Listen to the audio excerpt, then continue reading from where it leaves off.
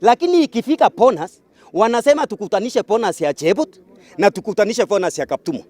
Ni kama kusema mimi Ezekiel na ndugu yangu Patrick tumeenda sokoni, nimeuza ndume yangu 50,000, ati brother yangu anauza yake 25,000. Ninaambiwa kwa sababu nyinyi ni brothers, kutanisha pesa na mugawe.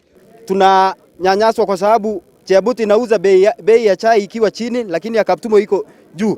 Kwa mfano, for the last financial year auction Mombasa, Kaptumo imekuwa ikiuza on averagely not less than 240 shillings per kilo. Chebut has been selling on average of 100 shillings per kilo. So how can you connect Chebut and Kaptumo by taking 240 shillings na uunganishe 240 plus 100 shillings and then you divide by 2 na upatie Kaptumo hiyo bonus? The operation will not take place without any review of bonus. That's no review, no operation. Amaje wananchi? No review, no operation. It immediately will start tomorrow. No plugging of tea until a review to be done. And I want to call upon the government, the national government, the PS of Agriculture and his minister. There was something we promised our people called minimum returns. Now, sahi watu wanalipwa 17 shillings.